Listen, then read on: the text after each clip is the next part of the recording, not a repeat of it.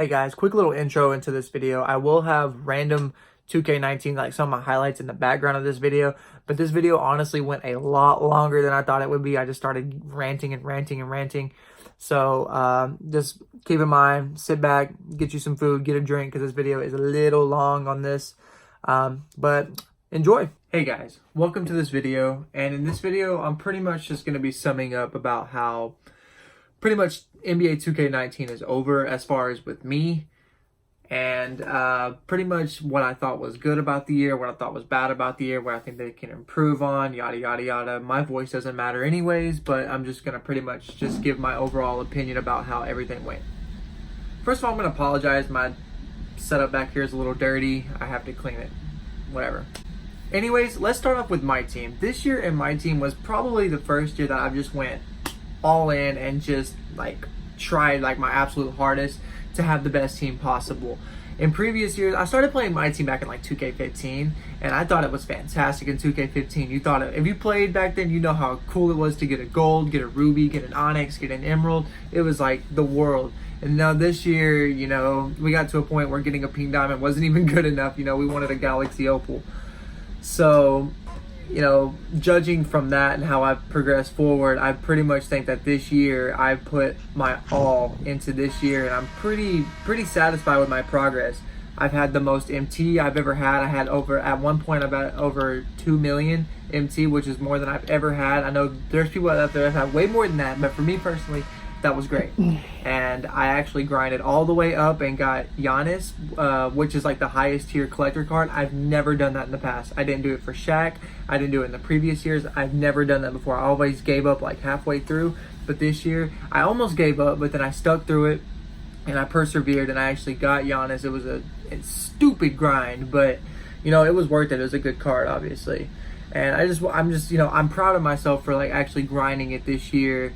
But then, you know, only bad thing is you get to a point at the end of the year when they released Kevin Garnett and then Shaq came out. That was another thing I was grinding for. And then you realize the next game is 2 months away.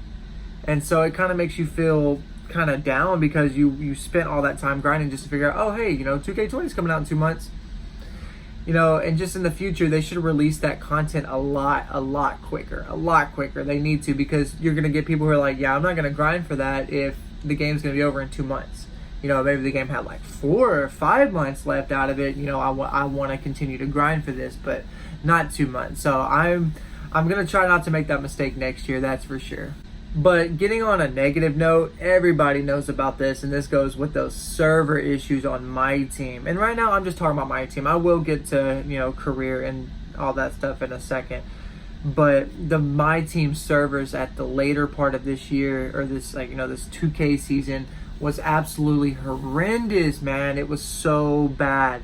There would be times where you couldn't put stuff on the auction, where you couldn't redeem, you couldn't do anything. You would put in locker codes and it would error you out and you couldn't get the locker codes, and then 2K wouldn't compensate for you, and then 2K would keep quiet about the server issues. I know they were putting out that same stupid tweet about, you know, we know some stuff's going on, but they did nothing about it. They were trying to fix it, but they did nothing to compensate. They pretty much said, screw you guys, we're not helping you guys out at all. We're not giving you anything. And so that was a huge downer, so frustrating, you know, because it started, you know, a little bit a while back. And at that point, I was like, yeah, we're at the end game now, so I'm calling it quits right now. On a more positive note, I actually did think the gameplay on my team was actually not that bad this year. I thought it was, for the most part, balanced. And I'm not talking about players that are super cheesy. You know, you're going to have that every year. And I wish they would fix that, but there's nothing you can do about that. But I thought the overall gameplay, coming from 18, which the gameplay was absolutely horrendous, to 19 was a huge improvement of that. So I will give them a thumbs up on that. And then we're going to go back to the cheesy players, and that is that they didn't add position locks. I don't know which 2K it was. Maybe 17, maybe it wasn't 16. I think it was 17. That if you put a player in the wrong position, they actually lost attributes and their overall went down. So I wish they would do that again, because you had people running James Worthy, Bob Pettit, you know, all these forwards at the point guard position, and just running like 3 or 2 centers, you know. And I'm not against people running 2 centers. You know, most centers can do both. And, you know, most guards can play both, and most forwards can play either forward position. So I'm not complaining about that. I'm complaining about a power forward or a small forward running point guard when it really isn't legit, and it's kind of sucks because now LeBron James is running point guard for the Lakers. But that's one example out of, like, you know, a long time. So I don't think they should keep that in the game. I think they should honestly do position locks, kind of how they did.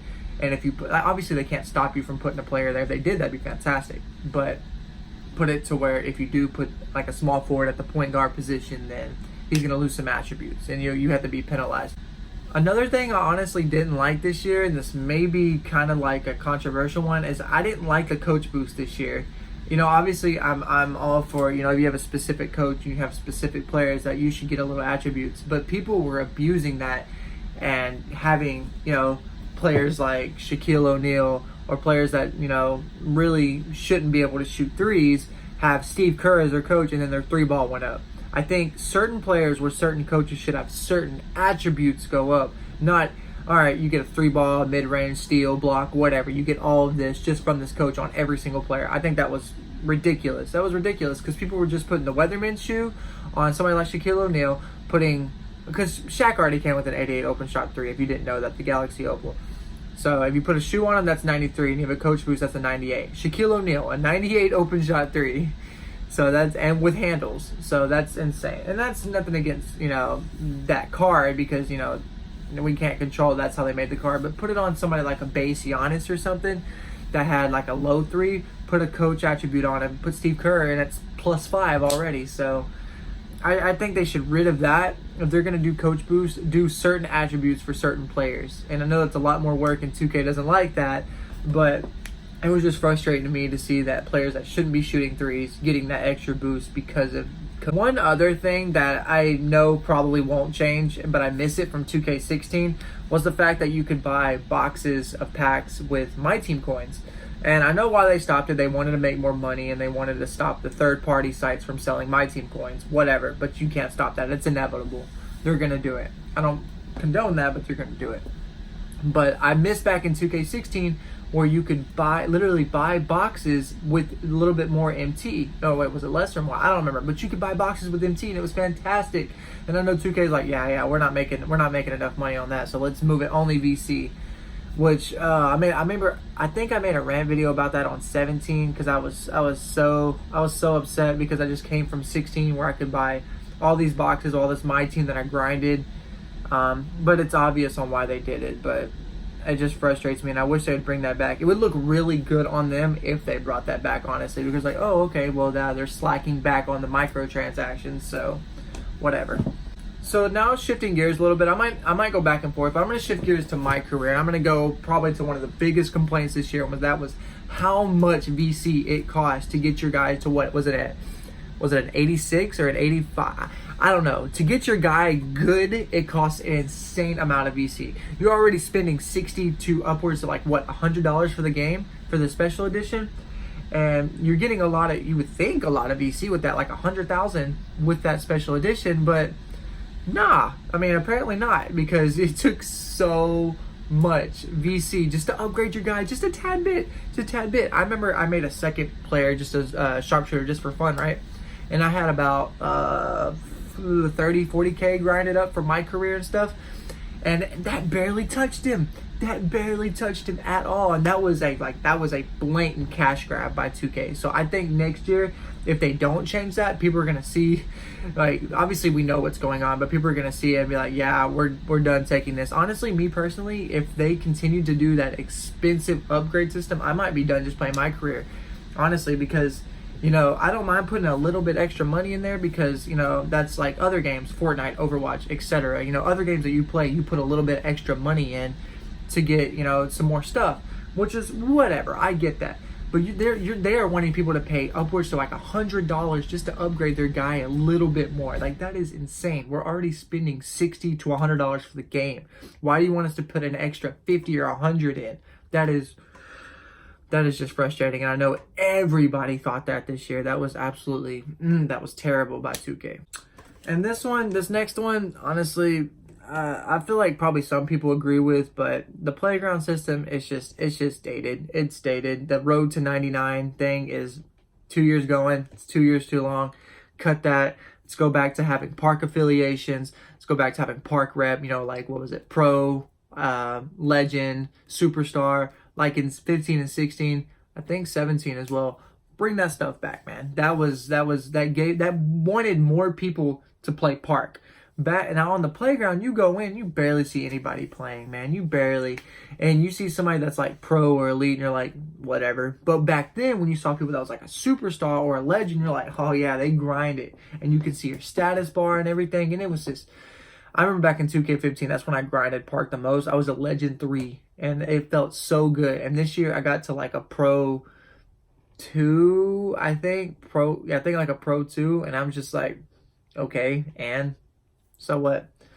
So this road to 99 stuff's got to go. The playground's got to go. Bring back park affiliation. You will make the entire community popular. You can make 3 new parks. You can bring back Old Town and Sunset Beach, or I forgot the name. It's been that long. I forgot the names. But bring that stuff back, or bring 3 new parks, and everybody would be ecstatic. I'm telling you, everybody would like turn their heads and be like, okay, yeah, 2K did something really good just now. Another cool thing I think they did do as far as like my career was the trivia like every day. Now, some of the questions were off the wall. There was a point where I was doing trivia like every day or every other day, but some of them questions were just off the wall. I just wish more of them would be basketball questions, but I get it. You know, a lot of people, we play the sport, so we know a lot about it. So they don't want us just to give us like free VC, because there'd be like 500K VC, 200K. There'd be a lot of VC up for grabs. But one thing I will know, this is a small thing. I remember me and my friend were watching this guy finish out his trivia. It was one guy left, and they just kept giving him questions, and he got it wrong, and nobody won the VC. If there's one guy left, just give the guy the VC. Come on, don't be extra like that. Just auto in at the one guy and let him win all the VC, because I know that guy was probably super mad at that time. So if there's one guy left in trivia, give him the VC. I will give 2K credit. I remember when, I think it was an Ante Up, when they had your daily spin thing. It wasn't Ante Up, and it was like almost impossible to get on a spot. And then, you know, they did right. They made a separate building just for your daily spin, and I thought that was super positive. That was really, really good of them. So I give them a thumbs up on that. One other small note, bring back rookie mode. Wow. People only play career. I mean, I'm sure there's people out there that play career for fun, but bring rookie mode back for the people that just want to go in there, get their VC, get their badges, and then get out. Get out. They don't want to play pro. They don't want to play All-Star or Hall of Fame. I know there's some people that probably just simply play career because they enjoy it. Super fine. That's super fine. But for the people that just want to get in there so they can get back to the park and want to get their badges, put back rookie mode, man. That was like the best part about 2K. Oh man. Sometimes the 2K just makes moves I don't understand, but it's whatever. Bring back rookie mode. And honestly, I know this video is already running long, so that's about all I got for right now. As it sits right now, it doesn't mean I'm going to stop playing 2K19, because obviously some of the times I want to get all my friends, play with them a little bit, but I'm probably done with the playground. I might play a little Jordan Rec, but I'm probably most likely done with the playground until 2K20. And then if they have the playground, I'll play a little bit of my team with my friends if they want to, you know, just play against each other with like emeralds or stuff like that. But other than that, that's about it. I'm pretty sure I'm just done with this year. The game comes out in 2 months, a little less than 2 months. I might make a video on the differences between the editions of 2K, because I don't want to say nothing that is not true, but I don't think the Legend Edition this year is even worth it. But I'm going to break it down, and I'm going to try to make a video on it. And if it turns out, you know, I got some good stuff, then I'll throw it out there. But as of right now, I'm done with 2K19. It had its ups, it had its downs, just like any other 2K. It was an improvement from 18, because 18 was god-awful. But it was down from, I thought 17 was great as well. So it is an improvement from 17, though. I mean, no, it's not as good as 17, if that makes sense. So I'm hoping 2K20 is a clean slate. They do better. And, you know, I'm trying to stay positive just like the rest of the community. But I'm not foolish. I know how 2K is. I know how Take-Two is. So, anyways, guys, if you enjoyed 2K this year, let me know what you enjoyed about it. If you didn't enjoy certain aspects of it, let me know down in the comments. I'll be replying to everybody. I usually reply to everybody because, you know, I don't get a lot of comments. So, thank you guys so much for watching. Remember to like the video, subscribe if you're new, and I'll talk to you guys later.